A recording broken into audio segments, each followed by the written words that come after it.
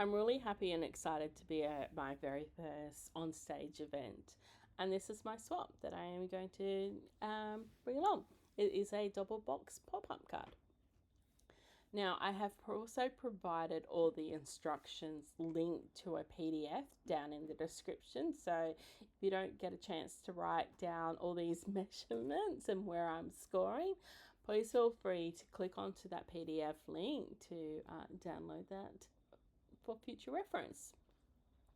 I like these card styles because when you open it up out of the envelope, it just sort of pops up immediately. And using an A4 piece of paper, I was able to grab 2 cards out of the 1 card base.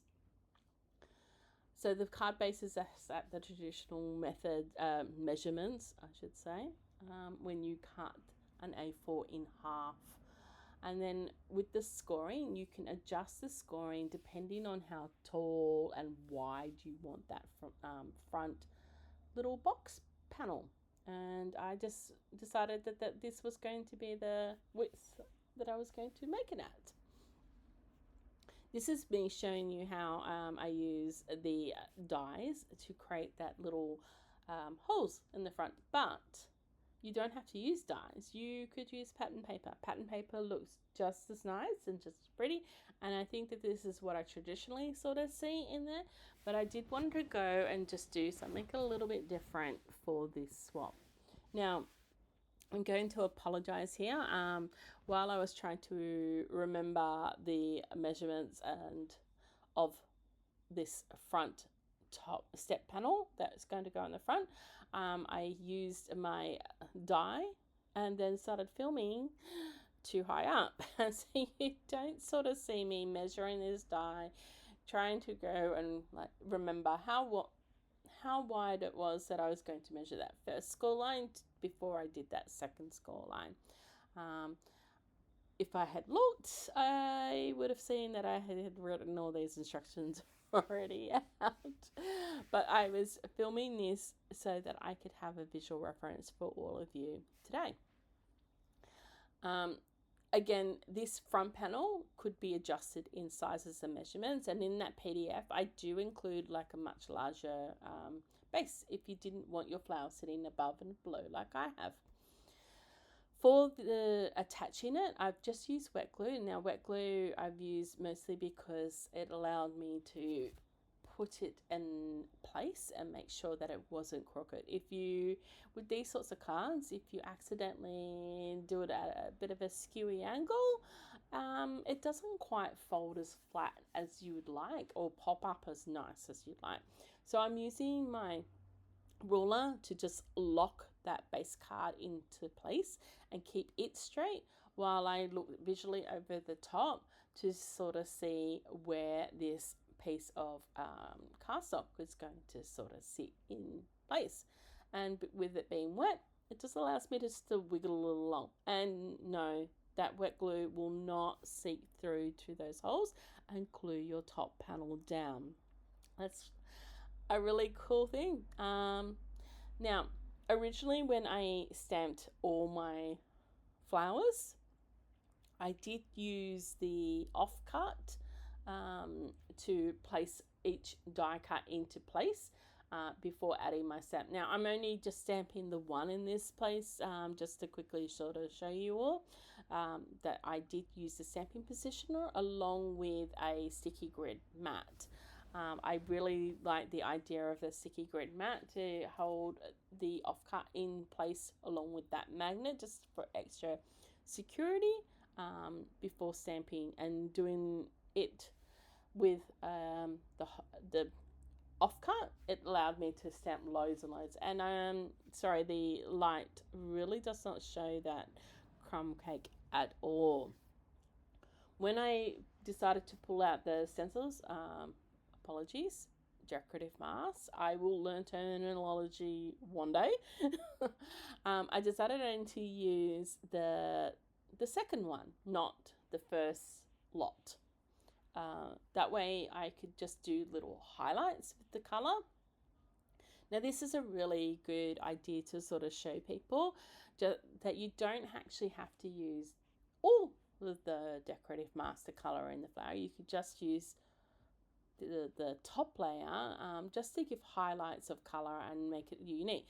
And you know, if you wanted your base flower to be white, or in this case very vanilla, it's a pretty nifty idea to just do that.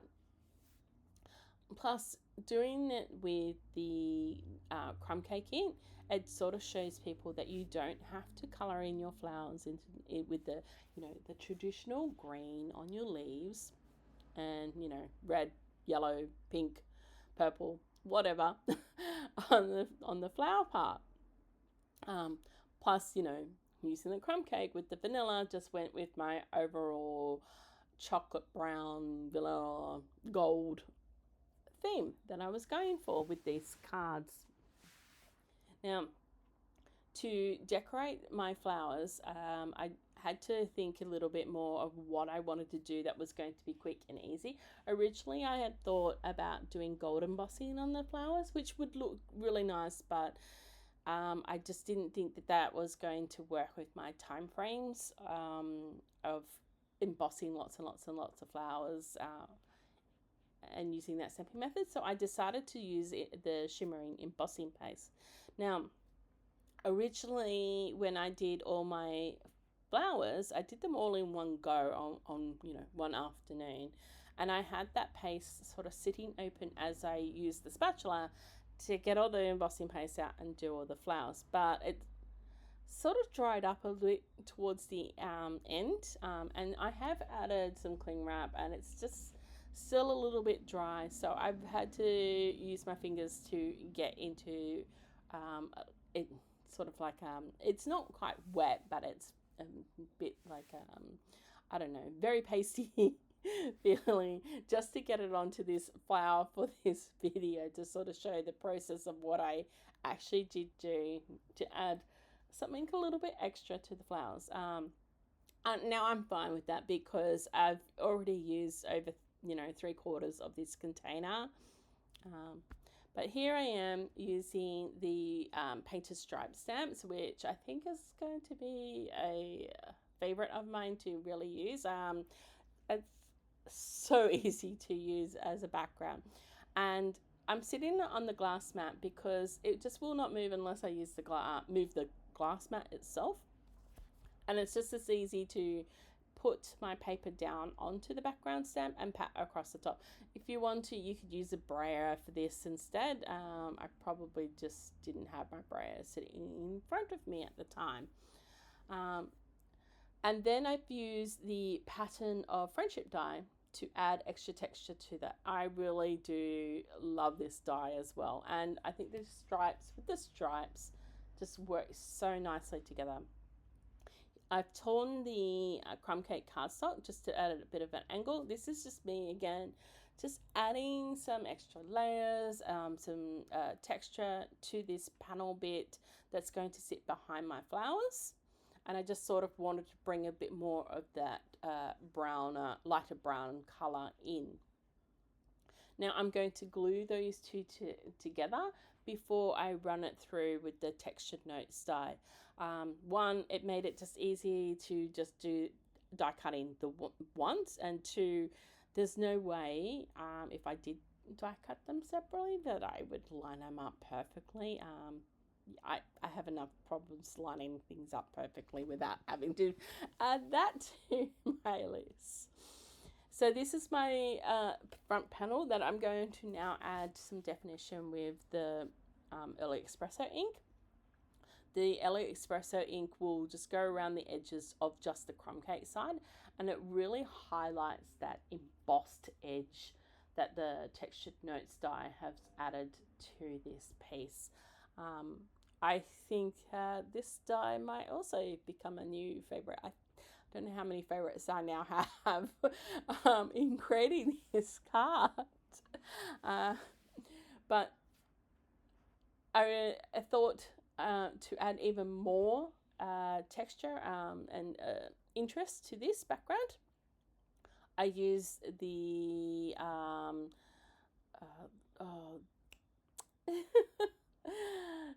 the text stamp, and I'm trying to think of its actual name, Elements of Text stamp, sorry, with Cromcake ink over the top of it. And then I've added some of the dottage as well into the corner. Most of this you probably don't actually really see too well unless you've looked at the card very carefully.